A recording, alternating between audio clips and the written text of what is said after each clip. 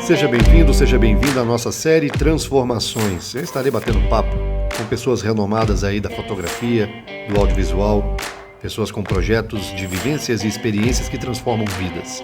Então teremos muitas histórias bonitas e interessantes aí para serem ouvidas.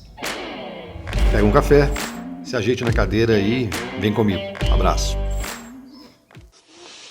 Salve, salve, salve, salve. Pessoal do Instagram, mais uma live hoje aqui. E uma live super especial. Super especial mesmo.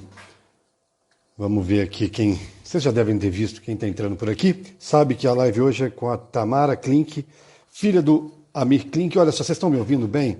Acabei de conectar aqui o meu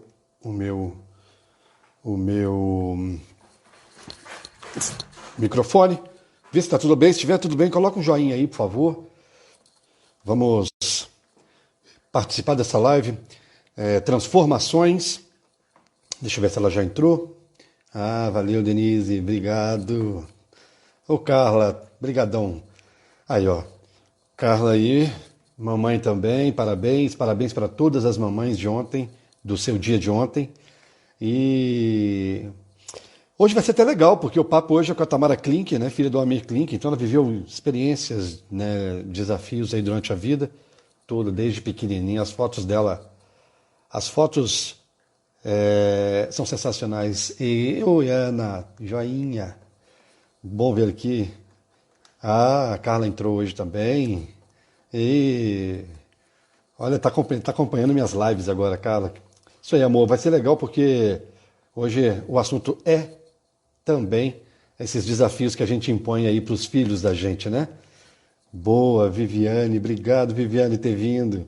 É isso aí. Bom, vamos ver se ela já entrou aqui. Se ela já tiver, não sei se ela está aqui para poder convidar. Não, ainda não entrou.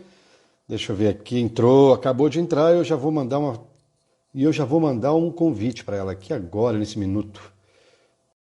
Bola, vamos lá, vamos começar a live de hoje. Vou esperar ela entrar para poder falar um pouquinho também do projeto, né? Que é Transformações.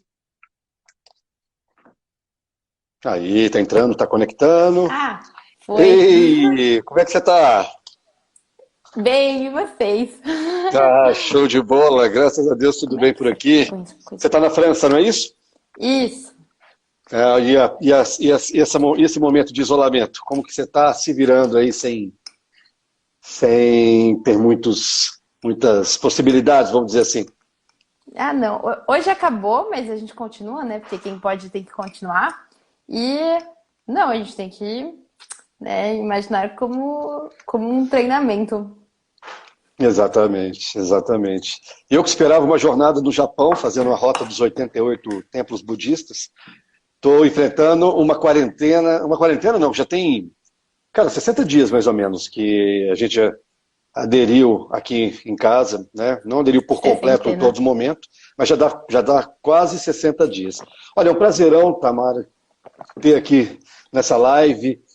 Fiquei muito feliz aí quando você aceitou o convite. Eu tenho feito aqui uma semana de lives que visam as transformações, que as viagens, que as aventuras, outdoor, que esses desafios aí que a gente acaba gostando muito, a gente curte muito isso, né? Eu com as minhas peregrinações, você aí com os barcos, isso transforma a gente. E foi uma semana aí de papo muito produtivo, onde as pessoas colocaram mesmo das viagens, como impacta, como que muda o pensamento, a mentalidade aí para a vida pessoal, né? Quando a gente se coloca à prova. Eu queria que você falasse um pouquinho aí da Tamara Klink, né? E explicasse um pouquinho vamos falar assim, quem é Tamara Klink aí?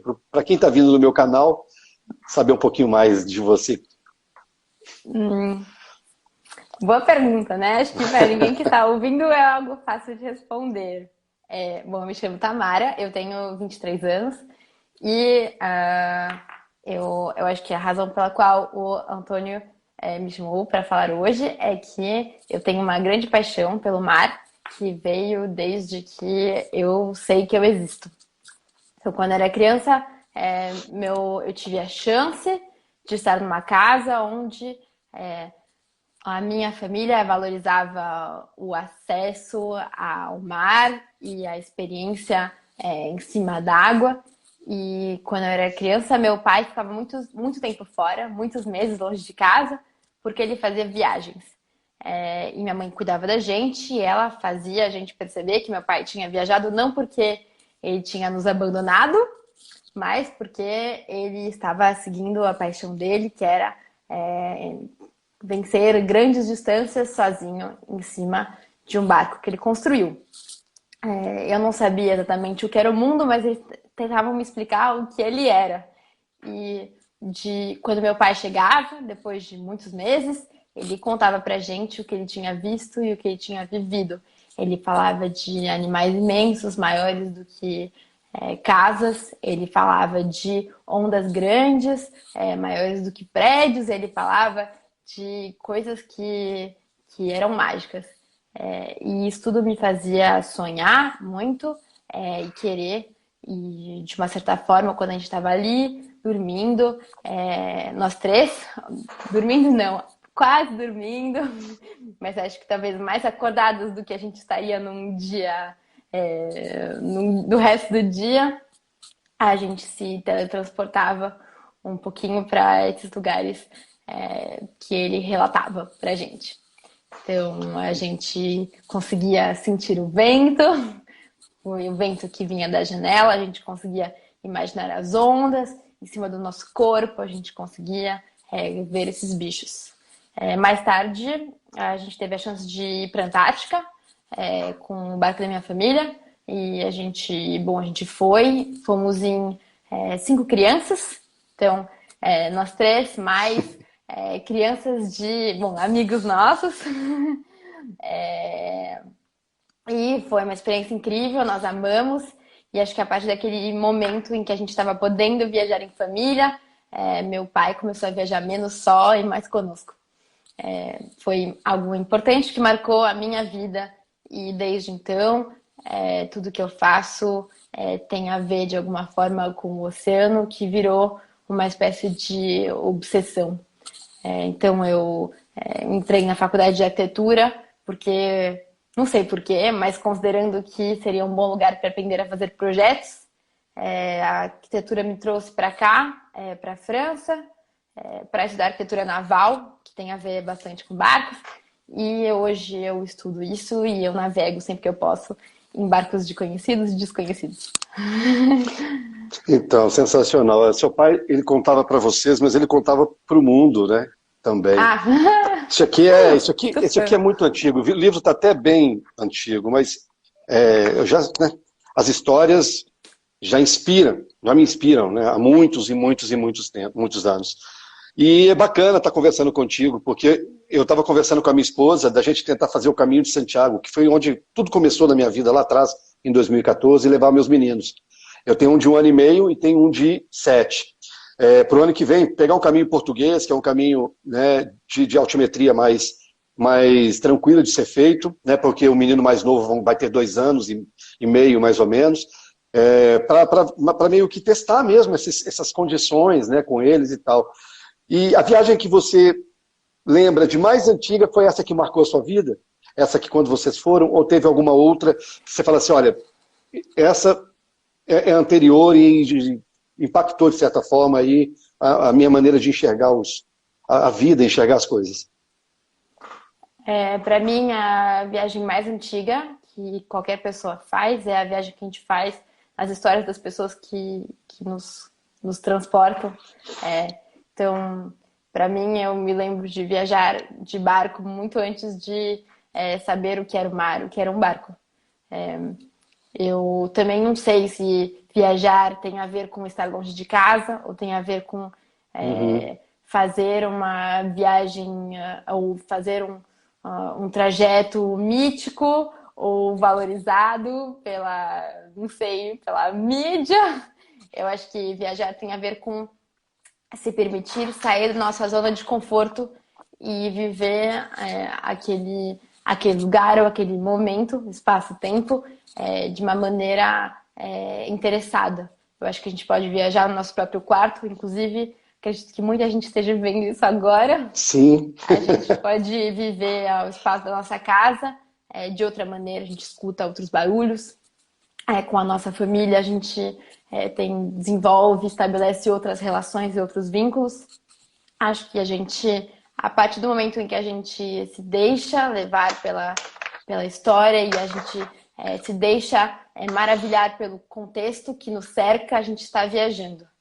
E isso pode ter muitos nomes, pode se chamar o Caminho de Santiago de Compostela, pode se chamar Expedição Antártica, pode se chamar Travessia do Atlântico, pode se chamar Ida ao Supermercado ou Ida da Sala à Cozinha. Para mim, tudo isso é viagem. Show de bola. Você fala nos vídeos, né, que tinha o momento do tédio e o momento do desafio, que era passar o Drake, por exemplo. Até explica um pouquinho também, muita gente talvez não sabe nem o que seria o Drake, mas fala desse contraste, né, de às vezes uma situação de calmaria, que o seu pai detesta, né, seu pai fala que calmaria para ele não é, mas para você, esse contraste, né, do talvez medo, ansiedade de atravessar o Drake, por exemplo, de ver a calmaria e de vez em quando também passar por aquelas grandes ondas, esperando chegar ali. Como que você vê isso tudo? Acho que tem a experiência de viajar não é a mesma dependendo do posto que a gente assume naquela e a responsabilidade que a gente tem.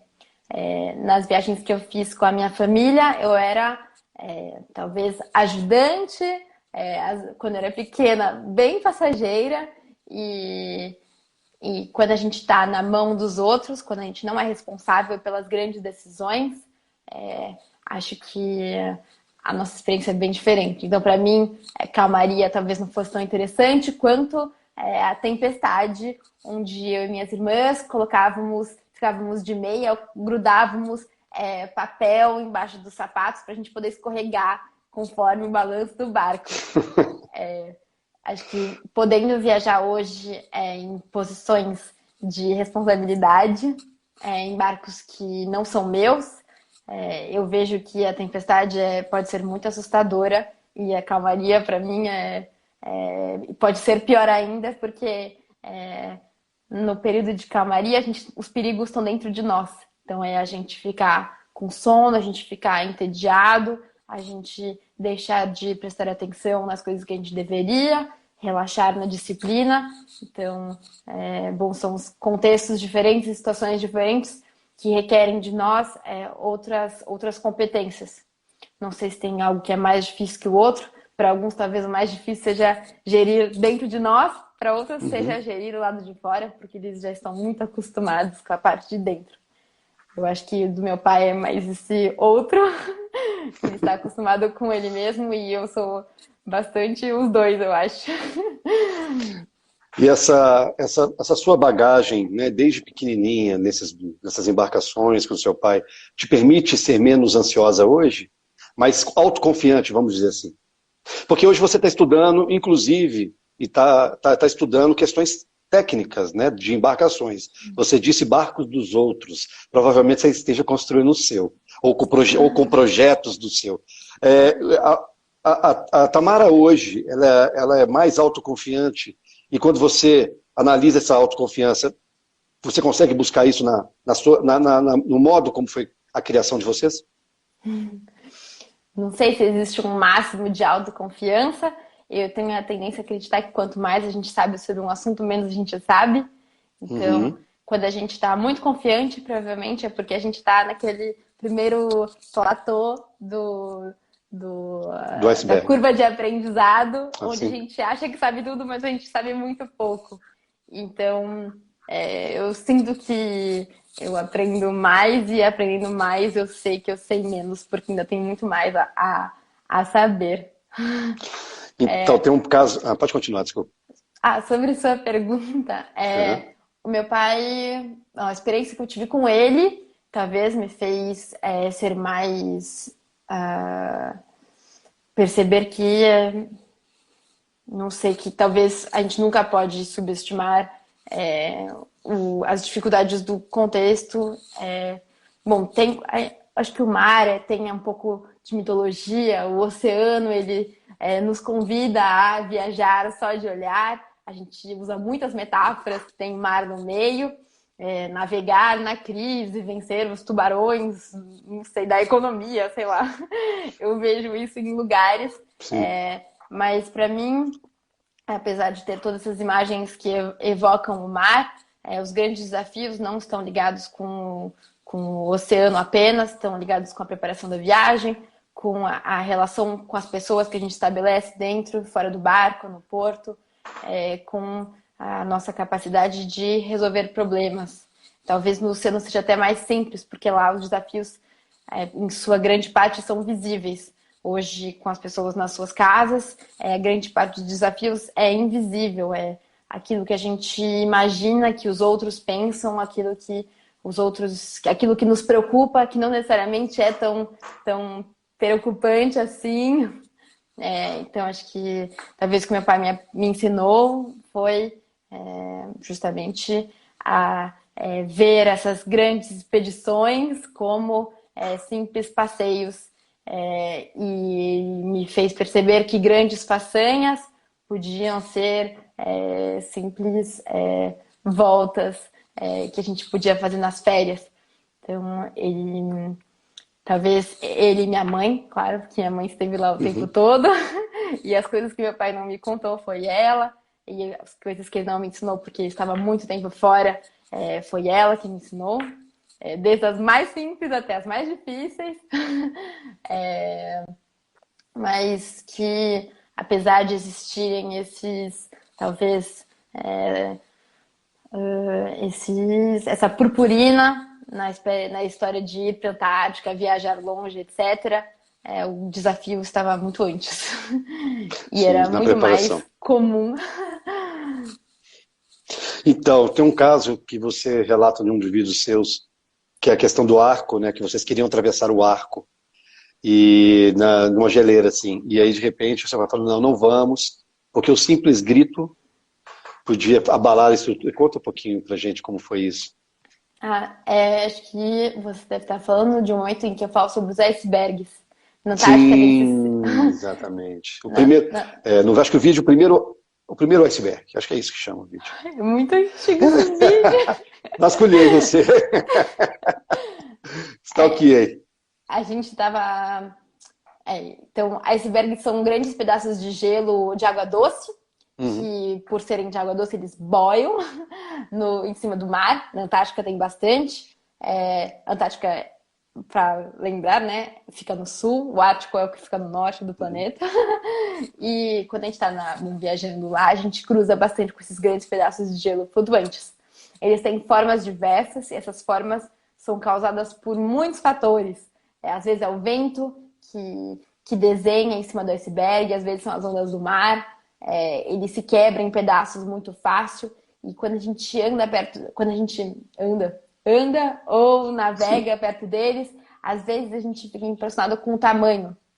Eles podem ser imensos, eles podem ter formas que nos lembram coisas. Às vezes a gente passa perto de um que parece um elefante gigante, às vezes a gente passa perto de outro que parece uma grande catedral. Embora eles tenham tamanhos grandes e a gente se sinta muito pequena perto deles, o que é incrível, fascinante e assustador é que tudo isso pode desaparecer em alguns segundos.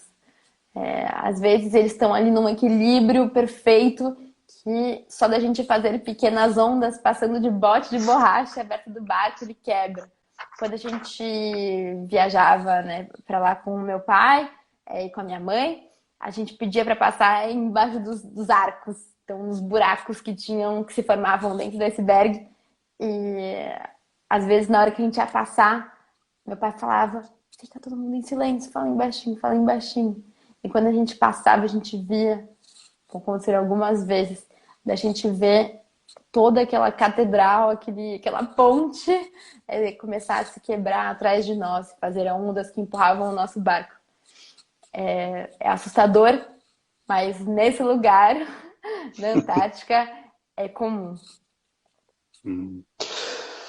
Bom, você está planejando um barco e uma travessia onde você vai ser a capitã de tudo, eu não sei como é que chama, acho que é capitã mesmo, né? É. E sozinha ou não?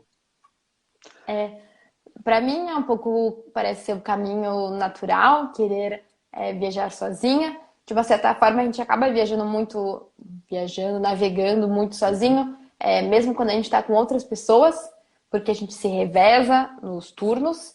Então, são raras as vezes em que tem mais de uma pessoa do lado de fora, se não precisa fazer nenhuma manobra.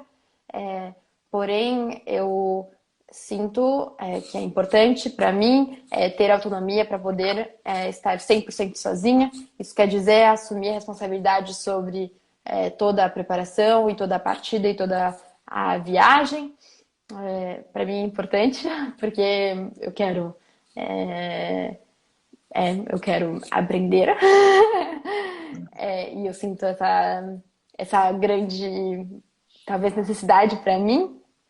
É, e sim, estou planejando isso, estou me preparando para isso. Você se planeja com livros também, né? Você estuda muito antes. Quando você vai fazer uma viagem e tal, você pega uns. Eu costumo, nas minhas caminhadas de longa distância, eu costumo estudar o máximo possível justamente para otimizar, né, recursos, otimizar tempo, evitar alguns problemas que podem colocar em jogo ali o projeto, né? Eu tenho um projeto de caminhadas de longa distância, a próxima seria o Japão agora, em agosto, em maio, transferir para agosto, mas provavelmente não vai sair esse ano. Serão 1.400 quilômetros caminhando por 88 templos budistas. E eu gosto de ir com muito planejamento. Eu não gosto de deixar que as coisas aconteçam lá. E eu uso muito base de livros, né? Por exemplo, nesse eu começo a estudar inclusive o próprio budismo, né? Que é onde eu vou estar inserido naqueles momentos. Eu percebi que gosta muito da literatura, né? Tem um momento aí de preparação muito constante e intenso aí antes de dar algum passo. Me conta um pouquinho sobre isso. Interessante o que você falou sobre a caminhada. Eu acho que a gente vive, às vezes o contexto onde a gente vive e o nosso ambiente de trabalho, o nosso ambiente de, sei lá, escola, às vezes Sim, nos faz abandonar algumas vontades, alguns desejos, alguns sonhos. Eu acho que o sonho e a paixão são coisas muito importantes e o que eu vivi foi que durante a minha infância e escola e faculdade, eu morava em São Paulo, com a minha família, e parecia que aquele lugar onde eu morava não tinha nada a ver com os sonhos que eu tinha na cabeça desde pequena. Eu ia para a faculdade de moto, passando no meio dos carros e dos ônibus, e me sentindo sempre em perigo. Eu passava do lado do rio e o rio era um lugar que não era agradável de estar perto. Era um plano d'água no meio da cidade, que podia ser incrível, mas era um lugar que tinha um cheiro esquisito. Era um lugar que estava no meio de avenidas que são avenidas expressas, violentas. Aquilo me afastava um pouco do mar. E eu assistia às aulas e eu aprendia como conceber estruturas em concreto. Aí isso parecia me afastar dos meus sonhos. Mas eu sentia que eu precisava estar num lugar onde meus sonhos pareciam fazer sentido e pareciam possíveis. Então eu me cerquei de livros, sempre, sempre. Onde eu ia, eu tinha um livro perto de mim, porque assim, meus sonhos pareciam absurdos naquele momento em que meu corpo estava em dois lugares, dentro e dois tempos, dentro do tempo da vida e dentro do tempo do livro. Esses sonhos pareciam possíveis e reais. Acredito que seja uma das razões pelas quais a gente segue pessoas, que as pessoas seguem você, por exemplo, sim, pode ser. porque É isso aí. quando a gente vê, lê histórias de outros, conhece, a gente acredita mais naquilo que a gente quer acreditar. Acho que tem muito a ver com, assim, muita gente fala, o livro do seu pai mudou minha vida. Eu acho que a pessoa dificilmente teria aberto o livro se ela não tivesse buscando uma transformação. Exatamente. O primeiro passo é o mais importante de todos. E o primeiro passo não é não é dado lá. Não é a hora que você solta a corda ali do seu barco, eu dou o primeiro passo. Isso começa muito antes, sabe? Até pela forma como você acredita no seu sonho, né? Então, quando você mais deixa que esse sonho desperte dentro de você, você realmente já ouviu assim, o chamado para o seu sonho. Então, dali para frente, é continuar sonhando, planejando, encontrando maneiras de tornar a realidade. Ele pode demorar um pouco mais, um pouco menos, de acordo com as condições de cada um, e se cercando, como você mesmo disse, de conhecimento, de informações, de coisas que só fortalecem aquilo que você sempre acreditou, né? Então, o livro do seu pai é um deles, realmente, que fez total diferença na minha vida. E hoje, quando o nascimento do meu filho em 2014, eu pensei, cara, eu falei, como é que eu vou passar, né, para o meu filho uma condição de acreditar nos sonhos, de correr atrás daquilo que ama, sendo que eu mesmo não estou desempenhando aquele papel. As atitudes são muito maiores do que as palavras. Então eu queria botar mesmo em prática, e de lá para cá, isso vai fazer uns 6, 7 anos atrás, né, começou uns 7 anos atrás, começou esse turbilhão na minha cabeça, e eu comecei a correr atrás e fui me cercando das condições de poder realizar aquilo que eu queria. Então é impressionante isso. Você falou que aquela condição num centro urbano te incomodava muito. Eu vi você falando das construções de barco, buscando mais sustentabilidade e mais acesso ao pequeno não, mas às pessoas, em termos de construção. Você acha que isso também está ligado ao seu propósito de vida? Assim? Você é muito nova, né? 23 anos, mas você tem vamos falar assim, uma vida que te abriu muitos horizontes, realmente, de fato, né? E você poder enxergar isso e sentir isso ajudou certamente não só a fortalecer aquilo que você sonha, mas também de criar dentro de você um propósito desse sonho, né? E aí você relatou esse distanciamento de um centro urbano, né, concreto, violência, e buscou um lugar mais de acesso ao seu sonho, que talvez esteja todo ligado ao oceano. E você fala aqui no vídeo que você está com um projeto de construções de barcos que são mais sustentáveis. Você fala até de um barco mais veloz, tal. Como que anda esse pensamento, né, na sua na realização mesmo desses projetos? Sobre a história do propósito, uma das coisas que me guia muito é essa. Assim, eu tenho um grande amor pelo mar, pelo oceano, e eu, de uma certa forma, me sinto responsável por fazer outras pessoas poderem, se elas quiserem, amar isso também. Eu tive a chance de crescer numa família onde falava sobre navegação, onde a gente sabia que o oceano era algo possível, onde a gente sabia que a gente podia ir longe com coisas simples e mecânicas e com o nosso conhecimento. De uma certa forma, eu acho que hoje a gente vive num tempo onde se a gente não compartilha, é quase como se não tivesse existido, onde as pessoas conhecem uma certa parte, não sei se conhecem, mas sabem que uma certa parte do mundo existem porque elas veem telas. Então, acho que essa é uma ferramenta que a gente não pode negar hoje. E, de uma certa forma, eu me sinto responsável por mostrar para outras pessoas que isso pode existir em algum lugar. E se elas gostarem, elas podem ir atrás dos meios possíveis que elas têm para conhecerem isso e viverem isso também. Também pensando no mundo que a gente vive, a gente, bom, hoje existem ferramentas suficientes para a gente fazer embarcos que vão rápido, que são seguros, que respondem a infinitas demandas, e acho que talvez um tempo atrás a questão do ciclo de vida dos materiais não era tão importante quanto está sendo hoje. A vela, de uma certa forma, ela representa essa questão do contato com a água, contato com o mar, e a sustentabilidade, mesmo muitas vezes não sendo exatamente sustentável. A gente tem hoje muitos barcos que navegam o mundo transportando uma pessoa que talvez não aporte grande coisa, porque ela, bom, às vezes ela não conta o que aconteceu, às vezes ela não carrega nenhuma ferramenta, às vezes ela não transporta pessoas, às vezes ela não traz nada, ela deixa simplesmente um rastro que desaparece. Eu acho que desde o momento em que a gente usa recursos da natureza, onde a gente usa recursos humanos, trabalhos de pessoas, a gente tem, para mim, obrigação de trazer algo de positivo, de fazer para o planeta algo melhor do que aquilo que ele nos ofereceu. Então, hoje eu faço relatos e eu considero que isso é uma responsabilidade.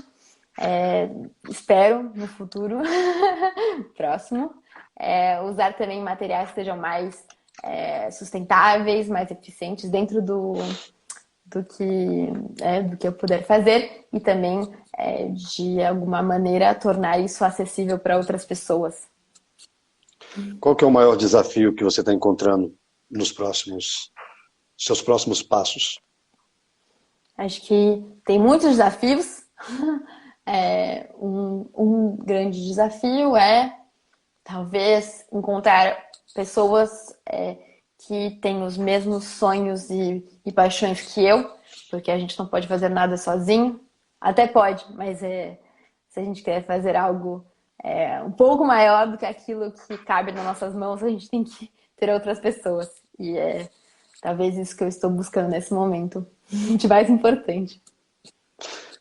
E o seu pai, qual que é ele te dá tapinha nas costas e também te dá puxão de orelha? Como é que funciona essa relação? Hoje na linha dos seus objetivos aí. Tem um vídeo até muito que circulou muito aí na internet, né? Ele falando é de você. Ele fala se ela quiser o barco. Ele acho que é com Pedro Bial, se não me engano, aquela entrevista. Eu compartilho muito da ideia dele, assim, sabe? De você tem que, sabe, sentir mesmo que você está no caminho certo a partir do momento, como você falou, um grande desafio é encontrar essas pessoas que estão realmente acreditando no que você está fazendo. Porque senão você fica só um visionário do nada, você não vai botar em prática, assim. A não ser que você tenha muito recurso, e mesmo assim você vai conseguir, vai fazer com que as pessoas comprem a sua ideia, porque você tem muito recurso. Mas a partir do momento que você toca a sua ideia para frente, anexando, né, ao seu quebra-cabeça pessoas que fazem parte aí da composição do seu sonho para a realização dele, né, e seu pai com certeza é um. E como é que ele lida contigo nessa questão? A gente não se fala muito. Não se fala muito? Ele não puxa muito a sua orelha? Ou puxa? Não. Principalmente agora que eu moro em outro país e ele não fala no telefone, ele é uma pessoa secreta. Ele ele é mais inacessível. secreto. Ele não responde nenhum telefonema, nem liga. Mas ele não quer participar. Eu acho bom. Vamos ver se tem alguma pergunta aqui, legal? Tamara, olha só, tem pessoas aqui falando. Tamara será a maior projetista náutica do Brasil. Ih, gente. Sensacional. Vamos ver aqui. Tem um monte pessoas, ótimos. Eu vou fazer o seguinte, eu vou passar aqui, quem quiser deixar alguma pergunta, deixa aqui agora no final, que quando eu chegar lá embaixo, eu vou ler a pergunta. Vou passar aqui para ver se tem alguma mensagem carinhosa aqui para... Nunca fiz lives. Não sei se é assim que faz. Né? Tá ótimo. Grande lance, as pessoas... Olha só, tantas pessoas aqui jogando coração, participando. De achar um ponto de apoio e vou pôr numa xícara. Não sei se vai dar certo. Do celular? Você tá com ele na mão? Tô. Faz muito tempo. Tudo bem. Apoia ele. Eu tenho uma estrutura aqui que eu deixo ali. Sem estruturas. O que acontece aqui é que eu quebrei essa tela desse celular, então o touch dele tá muito ruim. Então, às vezes eu vou passar e ele não passa. Oi, Enos. Vamos ver aqui, a família é incrível. Enos viajou com meu pai agora para a Antártica. É um grande amigo da nossa família. Obrigada. Muita gente, pessoa falando aqui, incrível, a família, pessoas aqui. Olha, viagem incrível, grande aventura. Felipe, eu posso responder o Felipe Sorani? Claro. Fica à vontade. Para alguém que nunca navegou, como ter contato com esse universo? Ó, eu já ouvi relatos diversos, muito diversos, e um dos primeiros caminhos que as pessoas costumam ter é ir num porto, numa marina, em algum lugar que tem algum barco, e falar com as pessoas da maneira mais humilde, simpática, e sem ser muito invasiva, mas assim, mostrando que você quer muito, e tipo pedir carona na estrada, assim. E aí você Uhum. fala, gostaria muito, será que poderia haver essa possibilidade? E aí você tenta, em alguma hora, você vai conseguir viajar com o barco de alguém, aí começa assim. Outras pessoas começam da maneira mais, talvez, otimizada em termos de tempo, que é fazer um curso de vela em algum lugar. Ou fazer um charter, charter significa alugar o barco com um proprietário ou sem proprietário algum dia e fazer um tour. Depende aí do seu tempo, sua disponibilidade, seus recursos financeiros, quanto você quer naquele momento. Aqui na França, o que eu faço eu vou em portos ou em marinas e fico lá sorrindo, esperando alguma pessoa sorrir de volta.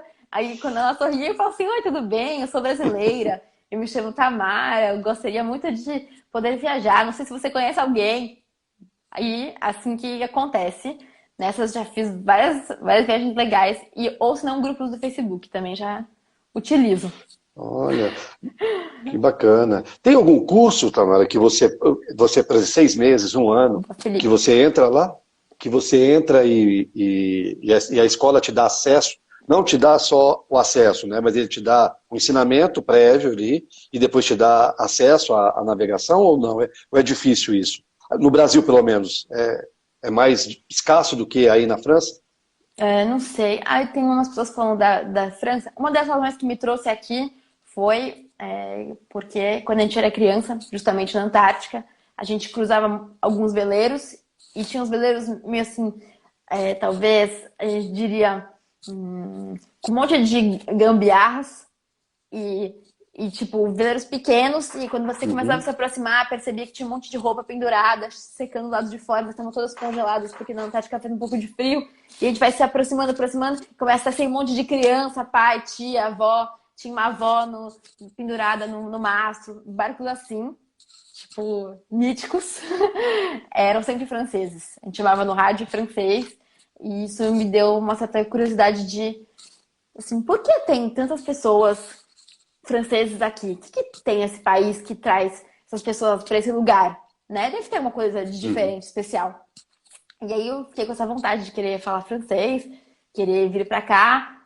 Também o fato de ter alguns livros em casa em francês, com capas bonitas, com barcos, me deu vontade de vão querer falar essa língua também para ler esses livros. Então, uma das razões pelas quais eu aprendi francês, desde que entrei na faculdade, assim, aprendi. Eu ia nas aulas na hora do almoço e prestava atenção. Mas eu queria aprender, era o horário que eu tinha. Beleza, é só esse horário, vamos lá, né?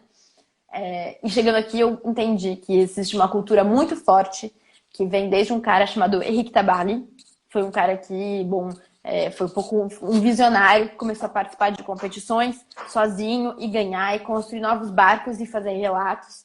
E esse cara, ele, com esses relatos e com essa história de vida que ele tinha, de gostar muito disso e querer inventar novos barcos e fazer novas competições, ele inspirou toda uma geração de planejadores franceses que eram mais ou menos preparados, com mais ou menos dinheiro e que iam e viajavam e que escreveram grandes relatos. E foi graças aos relatos que a França se tornou um país que valoriza a vela, onde competições de vela aparecem na televisão e onde existem circuitos com barcos grandes. E a França é sobretudo a vela em solitário. Se a gente vai para a Inglaterra, tem mais competição ou mais viagens, ou mais. A gente ouve falar mais da vela em equipe. A França é mais solitário, por isso que eu vim para cá. Quer dizer, por isso, eu nem sabia, mas eu vim meio achando que tinha a ver, No e no instinto. fim tinha. É. Tem uma pergunta, pode continuar, mas tem uma pergunta que eu achei muito legal aqui, você já emenda. Tamara, como você lida com como bate forte os enjoos? Esse eu ia te fazer, eu estava até esquecendo dela. Enjoos no barco. Enjoos no barco, a gente pega. Aqui tem um bairro de lixo. A gente pega um balde assim e a gente vomita. Quando há o balde, dessa última viagem que a gente fez, Eu fiz com dois amigos, Guilherme, que é meu namorado, e Tomás. E, no caso, todos enjoamos muito. E Tomás, que é a primeira vez que ele estava viajando de barco, ele, bom, ele, sei lá, vomitou logo no começo, antes de nós, e aí ele foi lavar o balde, aí perdemos o balde, ficamos sem balde. Nossa. Então a gente vomitava onde? No convés. Como o começo da viagem foi de noite, a gente foi ali, convés tipo o teto do barco, vai, telhado, que no caso é onde a gente fica, para navegar. E a gente foi ali meio, todo mundo passando muito mal. Quando a gente tá passando muito mal, o que a gente faz? A gente, né, continua, né, passando mal porque a gente é obrigado a ficar ali se não tem outras pessoas. Então foi uma vomitadeira total e a gente vomitou em cima dos cabos e tal. E depois, sobretudo, o cabo do RIS, de risar a vela. E aí ninguém mais queria risar a vela porque tava tudo vomitado. Aí a gente não risou, mesmo quando devia ter risado. Tô perguntando aqui, ó. Essa foi a Vi Martins que te perguntou. Agora, Thaís Ville, você já foi pro Ártico? Não, nunca fui. Seria legal. Não sei como é. Só E enfim. o Gui Françoso, provavelmente, volta a remar e competir pela FAU. Saudades.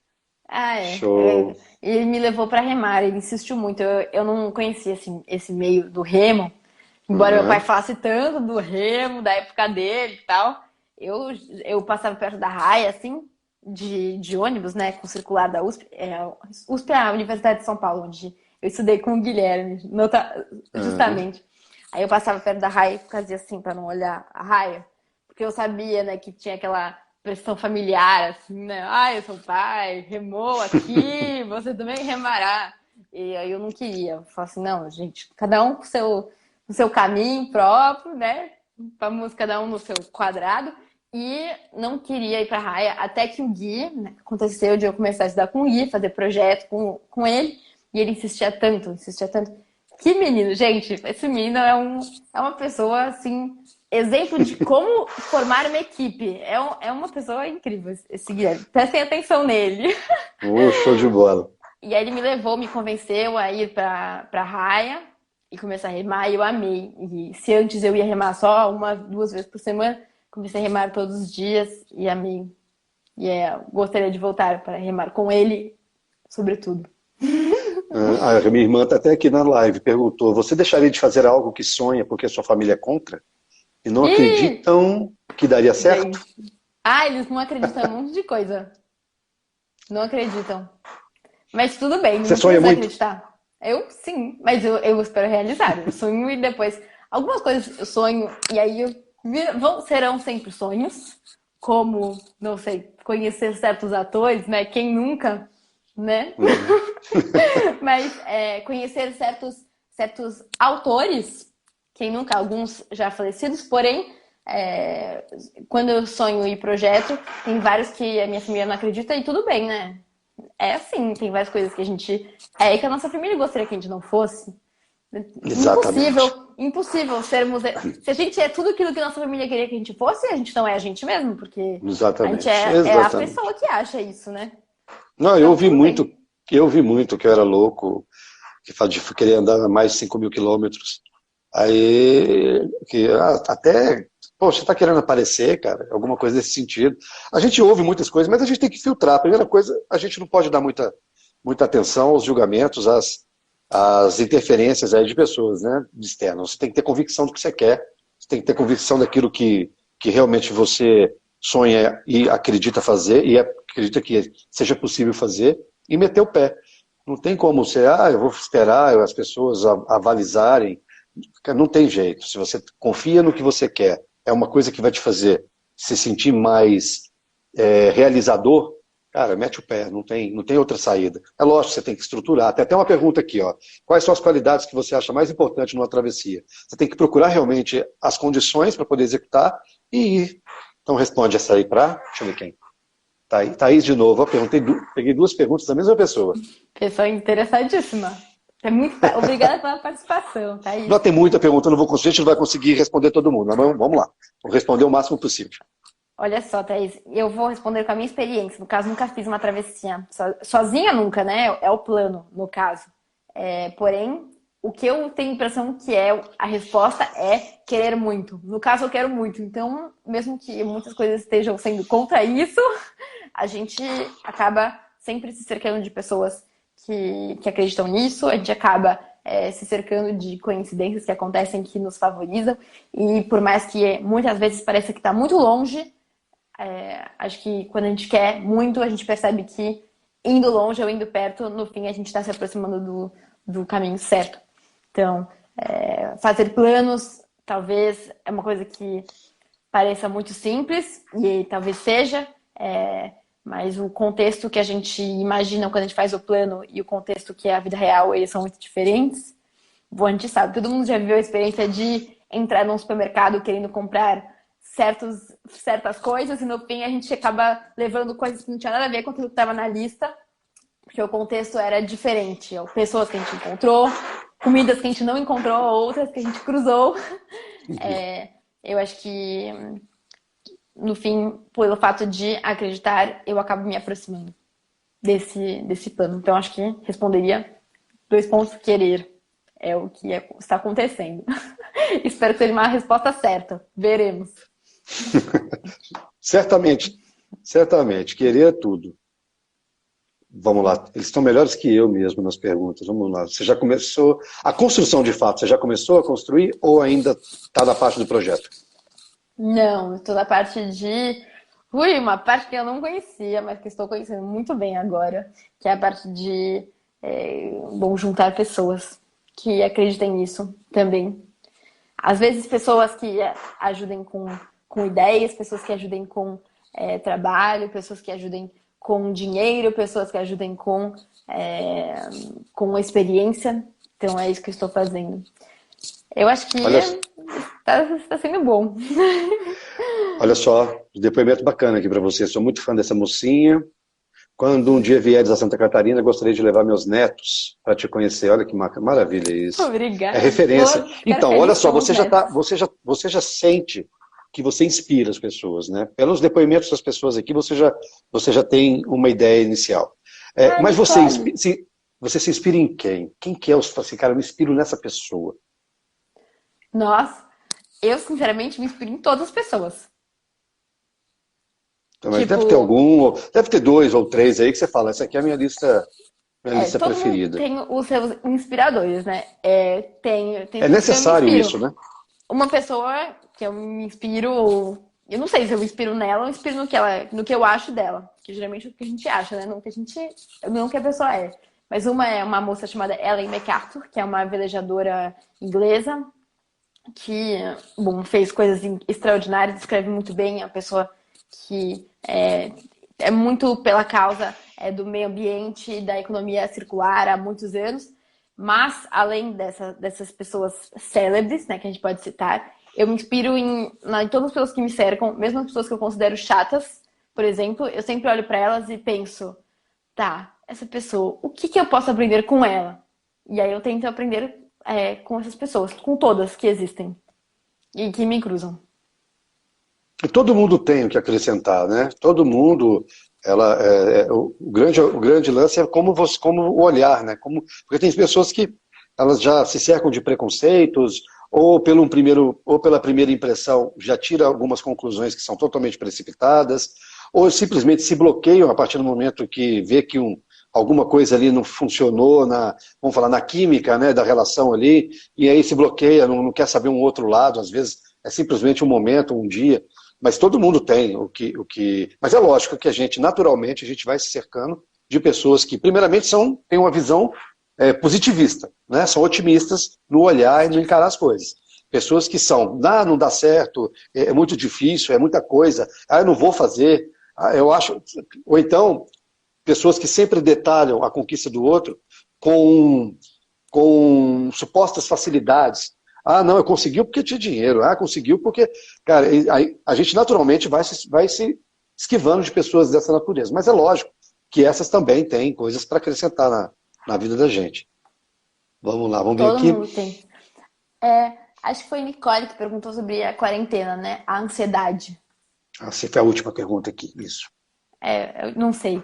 Ó, vou falar, porque eu achei essa uma pergunta que eu me fiz muitas vezes, que eu fiz para outras pessoas, e as minhas conclusões, e nossas, né, as pessoas que para quem eu fiz, foi que uma das coisas é fazer justamente o contrário do que estamos fazendo agora, que é sair das redes sociais, ou diminuir o consumo de redes sociais e informações, porque isso vai fazendo uma tempestade na nossa cabeça que talvez não exista de fato.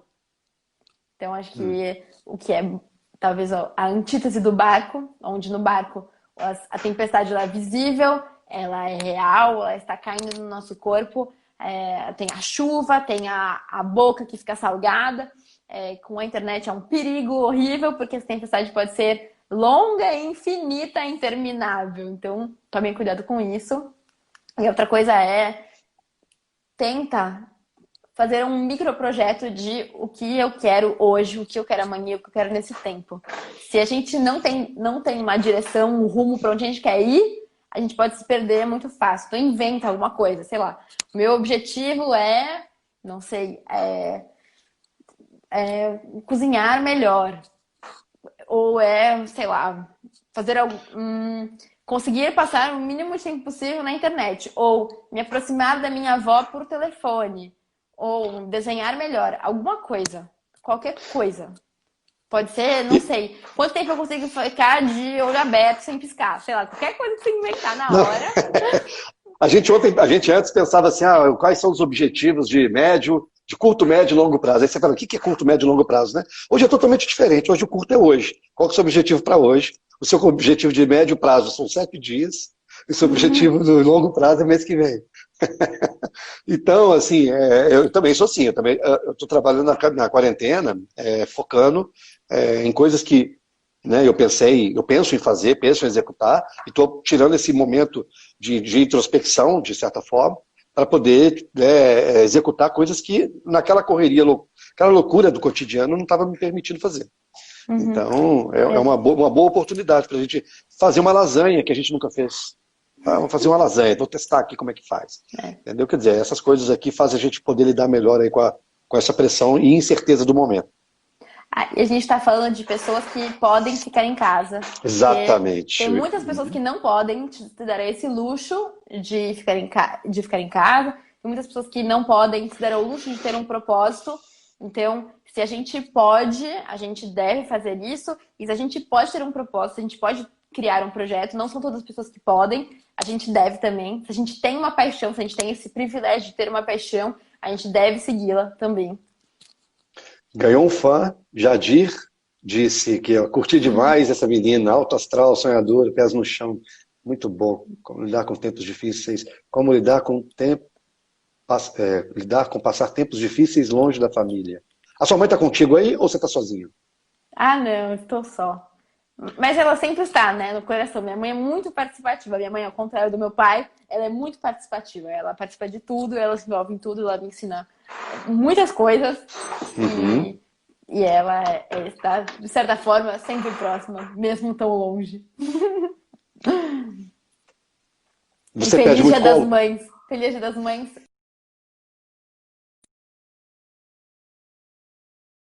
Assim como todos os outros dias. Aproveitando. Bom, você pede muito colo? Colo, ajuda? Você pede? Como Você assim? pede muito colo para sua mãe. Mãe, eu tô passando um momento por telefone que seja. Você liga para ela e fala assim, mãe, tô precisando Ligo disso, eu pra minha quero mãe. não sei o quê. Ligo, mas eu aprendi que tem que fazer as perguntas certas, porque se a gente, dependendo de como a gente faz a pergunta, ela nos leva para o lugar que a gente não quer chegar. Então a gente tem que induzi-la a dizer aquilo que a gente quer ouvir, não aquilo que a gente não quer ouvir. Então a gente pede, na verdade, só para ouvir a voz dela falando o que a gente quer ouvir, não o que a gente quer que ela diga mesmo. O que é muito difícil. Que minha mãe, ela tem muito medo dessa história de eu querer andar de barco. Ela não gosta. Então, ela é profissional em mandar links de pessoas que tiveram acidentes pra ver se eu mudo de ideia. Porém, não tá dando certo. É uma pena. Suas irmãs seguem o mesmo caminho que Mas você? obrigada, mãe. minha mãe se preocupa, obrigada. Claro. Graças a Deus, né? Quer dizer, graças a ela, minha mãe mesmo. Obrigada por se preocupar. Não, cada uma segue o seu caminho. Não tem isso de seguir um caminho. Cada pessoa aí que tá assistindo, todo mundo, Veleiro Kaizen, Carol Ferraz 12, Tati Dublin, cada um tá seguindo o seu caminho, não tem história de fazer, não tem como fazer o mesmo. A gente nasceu em tempos diferentes, cada um viveu vidas diferentes, fazer o mesmo caminho. Não existe isso de um caminho. Até o nosso caminho é mó mentira isso de um caminho. Desculpe. Pode falar. Não, que quando a gente escreve nossa história, recomendo a todo mundo que tá assistindo. Não sei que horas vai acabar essa live. Tá faltando acho que 4 minutos. Mas vamos lá, vamos que vamos. Então, a recomendação final: que todo mundo escreva o seu diário, ou faça desenho se você tiver preguiça de escrever, ou faça áudio se tiver preguiça de escrever e fazer desenho. Porque é muito importante a gente ir marcando o nosso caminho. Porque a gente se inspira nos outros, a gente lê livros de outros. É muito importante a gente estar seguindo o nosso, porque a gente precisa perceber o que a gente existe, e escrever ajuda a gente a tomar esse recuo sobre o lugar onde a gente está e o momento que a gente está vivendo, e começar a entender a gente como protagonista de uma história e não como a gente mesmo. É a possibilidade desse recuo, da gente começar a viver o mundo com os olhos de quem assiste também. E isso, na hora que a gente está numa situação de medo, ou perigo, ou ansiedade, ou susto, é muito mágico. De repente, como se a gente estivesse assistindo um filme da nossa vida. Tipo, às vezes eu me pego assim, pensando, nossa, agora a gente vai ter que ficar, sei lá, na história da quarentena, fechado em casa. Como será que a Tamara vai reagir a isso? Será que vai ficar tudo bem? E as outras pessoas que estão ao redor, como será? Então, eu acho que é muito rico isso. E quando a gente escreve nossa própria história, a gente percebe que mesmo o nosso caminho mesmo, ele tem muitas versões possíveis. E inspira. Eu chamo de story self. Conta a sua história para você mesmo. Entendeu? Conta para você mesmo, porque tem muitas conquistas aí. Se você olhar para trás, eu sempre dou muito valor às pequenas conquistas, principalmente, que é ela que vai sendo o combustível do dia. Se você olhar para trás, quantas pequenas conquistas você teve, né? Então, assim, eu acho que uma das grandes problemas é que as pessoas focam muito em outras inspirações que às vezes estão muito distantes e não focam na própria história, né, que já serviria de base aí para muitas outras conquistas futuras. Eu acho que é por esse caminho. Tamara do céu, como é que passou rápido isso aqui, meu? Falta 1 minuto, eu acho. Eu queria te agradecer demais. E você também, Antônio. Obrigada por esse convite. Foi show de bola o bate-papo. Acho que as pessoas gostaram demais. Gente, aqui, a Paty Leone. Paty, obrigado. Obrigado. Está participando aqui, muito bom ver a nossa própria história assim.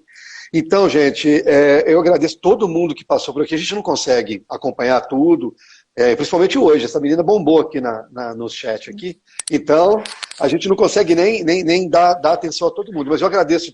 Vai ficar 24 horas essa live, tá? Quem quiser assistir novamente e quiser, chama ela no Instagram lá. Ela demora um pouquinui para responder, mas ela responde. Nem olhe. Tá bom. Foi difícil. Não me perco. Não, mas tá joia. Foco, bem, olha, muitíssimo obrigado, Foco. Muito obrigado mesmo, de coração. Obrigado a todo mundo que passou aqui. Foi excelente fazer essa live contigo, viu, Tamara? Manda um beijo para todo mundo. Tem muita gente que não te seguia aqui, que eu vejo que é o pessoal que veio da minha lista. Dá um beijinho para todo mundo aí. Beijo, pessoal. Gente, tchau para vocês. Muito bom, viu? Obrigado, viu, Tamara? Obrigada, Sucesso Antônio. aí, viu? Sucesso. A você também, nessas todas as peregrinações. Joia. Todas essas belas histórias. Sem dúvida, meu bem. Bom te conhecer. Tchau. Tchau. Tchau.